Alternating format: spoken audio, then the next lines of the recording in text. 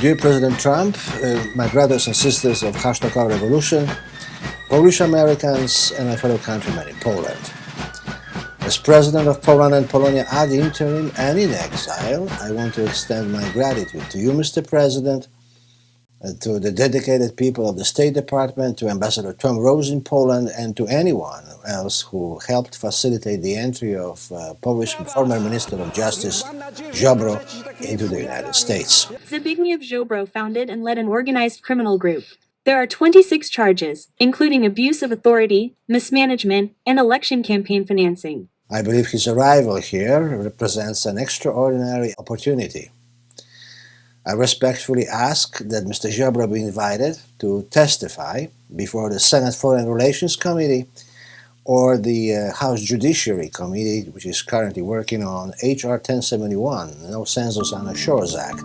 Mr. Ziobro possesses first-hand knowledge of the machinery of political censorship in modern Europe, in Polish press, or in social media, censorship that I have myself experienced for years.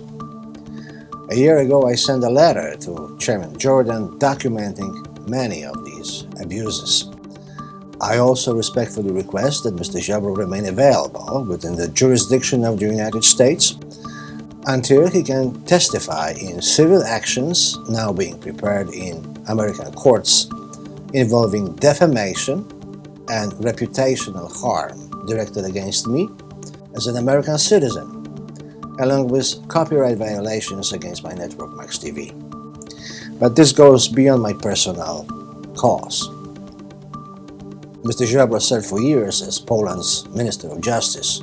He has deep knowledge of the Polish justice system, the security apparatus, and the evolution of modern political censorship in Europe. In 2021, Mr. Ziobro advanced the idea of a Council for Free Speech in Poland. Although the proposal never became law, it foreshadowed many of the mechanisms later incorporated into the European Union's Digital Services Act. Korporacje internetowe globalne, mające siedzibę poza Polską, w sposób niejasny, arbitralny, bez jakichkolwiek kryteriów, cenzurują coraz w większym stopniu wypowiedzi Polaków i aktywność Polaków w internecie. Gdyby to jeszcze czyniły w ramach obowiązującego w Polsce prawa, chroniąc przekraczanie pewnych granic w stosunku do innych, ale tak nie jest. Decyzje są niejasne i podejmowane wielokrotnie z pobudek politycznych bądź też ideologicznych. Znikają wpisy, blokowane są konta i to nie jest rzecz, na którą powinno pozwolić sobie cywilizowane państwo, jeśli nie jest republiką bananową. Dlatego jako minister sprawiedliwości podjąłem decyzję, by w Ministerstwie Sprawiedliwości powstał projekt prawa, który ufam wejdzie w życie i pozwoli uregulować tę materię tak, aby Polacy mieli pewność, że państwo prawnie broni ich wolności w internecie. Within 2 years after that speech, my own network, Max TV, a Polish language internet television channel broadcasting from America like the Voice of America once did from Washington, was deplatformed from YouTube and Facebook. And my reputation, built over decades as one of the most recognizable Polish-American journalists, was destroyed through a coordinated media campaign unlike anything that Western world has ever seen. Mariusz Max-Koronko, Max TV, witam Państwa i zapraszam na News Brief, serwis informacyjny Max TV. Zuckerberg is announcing some new changes for Meta. So this morning, he's announcing that Meta, which of course owns Facebook and Instagram, will move away from the independent, nonpartisan fact-checking they've had in place since after the 2016 election. First, we're going to get rid of fact-checkers and replace them with community notes, similar to X, starting in the US. To jest przykład tego banowania. Post prezydenta Polonii i Polski, który pierwszy ogłosił koniec pandemii COVID-19, nazywając ją teraz pandemią chciwości. Post został zbanowany przez fact-checkersów obywatel Kilian Małgorzaty z Demagoga. Kilian przyjęła pieniądze od Facebooka za prowadzenie tzw. fact-checkingu postów. Lista absurdalnych korekt moich postów na Facebooku jest długa, tak długa, jak długie będą wyroki więzienia dla wszystkich ludzi widocznych na tym zdjęciu. Jak podawał prezydent Polonii i Polski w liście do prezydenta Trumpa, Facebook zostanie zamknięty w Polsce i lub obłożony karą 75% podatku od zysków. I watched their news conference, and I thought it was a very good news conference. I think they've come a long way. Meta, Facebook. But in some ways, you got to wonder, like, what were they thinking when they kowtowed to the Biden administration and they did all of this? And people got banned from Facebook and Instagram and Twitter, as it was called back then. Suddenly they had a sudden come to Jesus moment, or they just petrified of Trump. Otrzymuję od Państwa informację, że moje konto na Facebooku dziwnym losu zrządzeniem wyparowało. Bez podania przyczyny przez ostatnie 10 lat największe konto followersów dziennikarza polskiego na Facebooku zostało usunięte. Znak, że Facebook usiłuje zatrzeć ślady ingerencji w wybory prezydenckie w Polsce. Facebook banował i shadowbanował kandydata na prezydenta w wyborach prezydenckich 2020. Moje konto na Facebooku było zbanowane przez praktycznie cały czas trwania kampanii prezydenckiej, a później było nękane zgłoszeniami i banami 30-dniowymi, które praktycznie ograniczyły zasięgi 700-tysięcznego konta o 99%. Gdzie kiedyś posty otrzymywały 1 000 000 wyświetleń i 10 000 lajków, teraz ledwie parę tysięcy i 50 lajków. To są osoby, które Facebook Polska odpowiadają za to. Turowski, Agnieszka Kosik i teraz Alina Prawdzik, nowa szefowa Facebooka w Polsce od marca.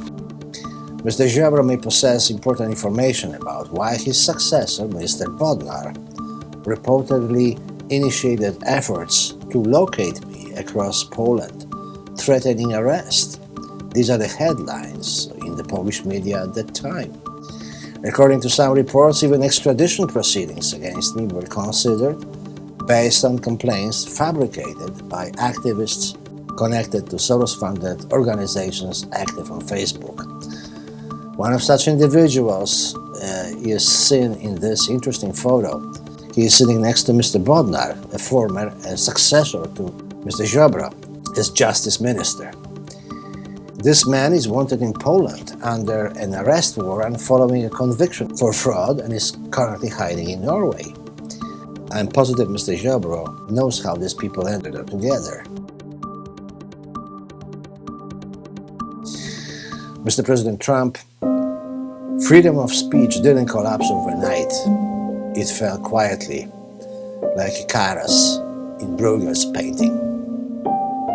Unnoticed by the world, ignored by politicians, buried inside court files and judicial drawers no one ever opens.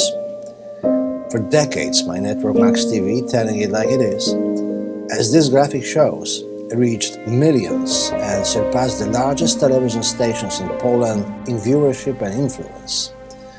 And after your 2016 victory, it's my television viewers, Max TV viewers, helped to build the first grassroots truly Republican movement in Poland, #OurRevolution. We launched a petition encouraging you, Mr. President, to make Poland the destination of your first foreign visit, and you did. During that visit, you have thanked us, Polish Americans, for your election results, for your victory. But Polish politicians, they didn't say a word about us.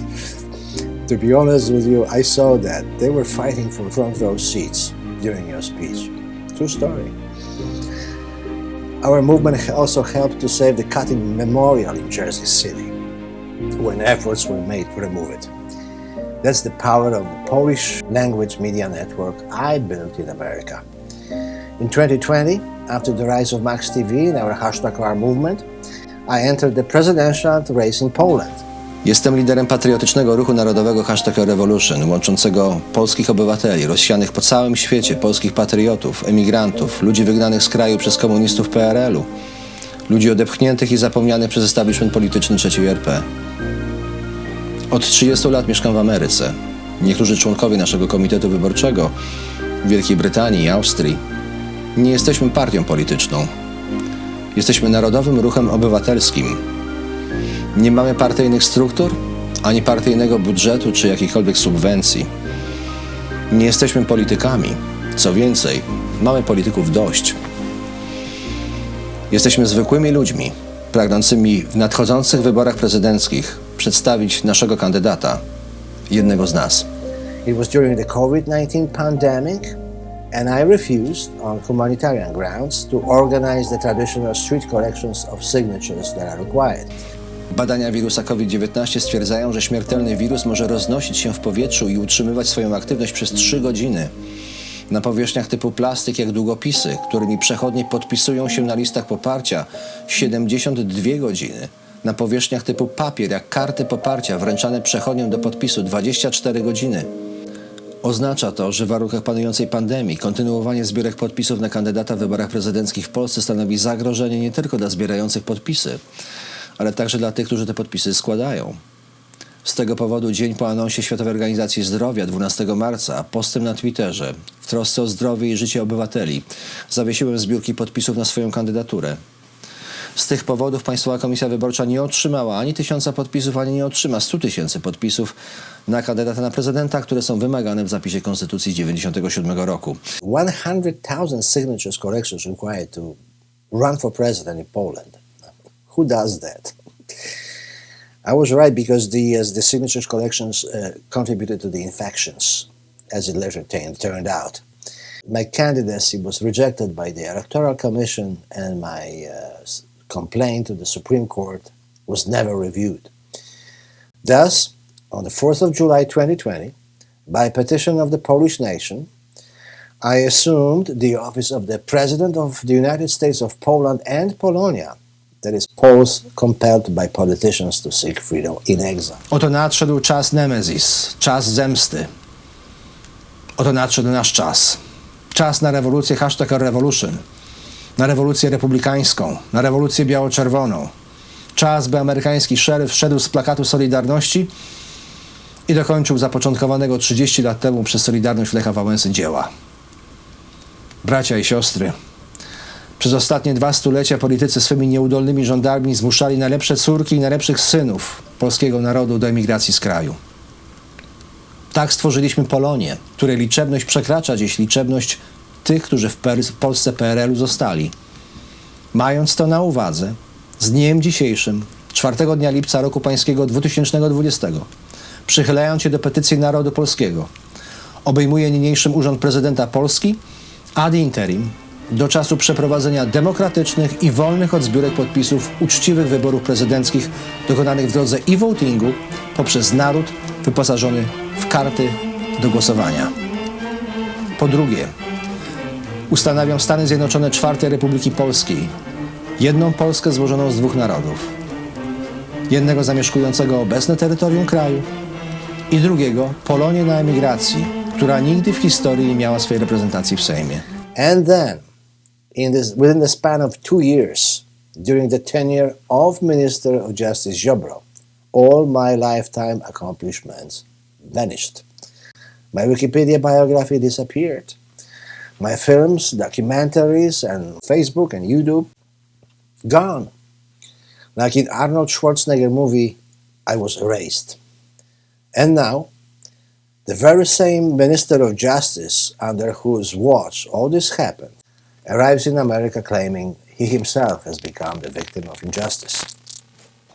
Telling it like it is, chickens come home to roost. So here's the deal. I think, Mr. President, I'm your best student. I learn fast, so I hope you're going to like this one. So here we go.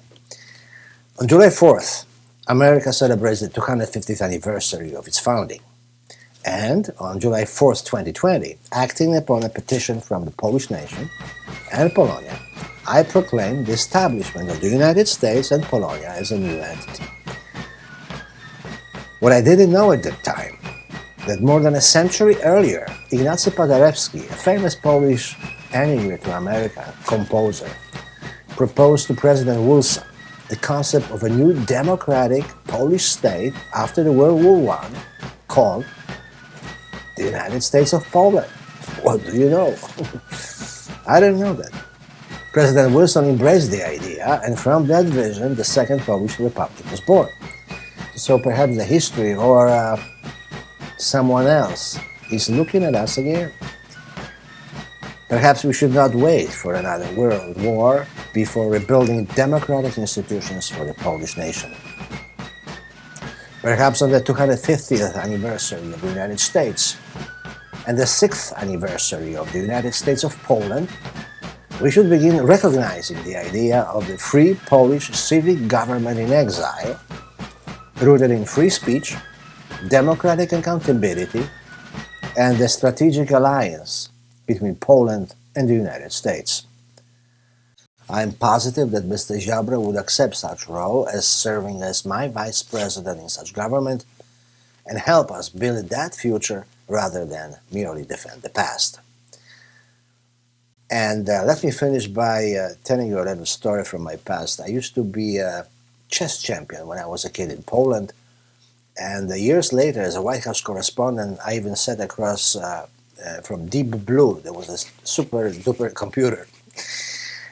Gary Kasparov played championship with that computer, and I think when he went out for a cigarette, I sat with the Deep Blue computer. Here's the picture, and I played the chess with the computer. Okay, I won't tell you what the result was, but I survived for quite a while. So, Mr. President, I don't know if you play chess or not, but sometimes when you move through that political chessboard, you move like a grandmaster. So it's fascinating to watch, and I thank you very much for all that you do, and I'm looking forward to your thoughts. I wonder what your thoughts are about these humble remarks that I have said here. As our brothers and sisters in #OurRevolution say, ready when you are. May God bless the United States of America. May God bless the United States of Poland and Polonia. And may God bless our great Western civilization. Thank you.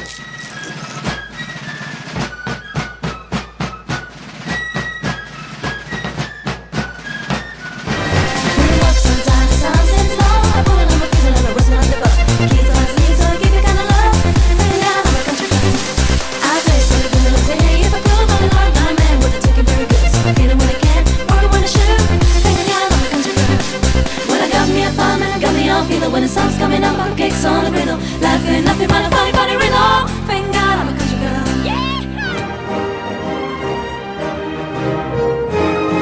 Zbigniew, Prosecutor, prezydenta.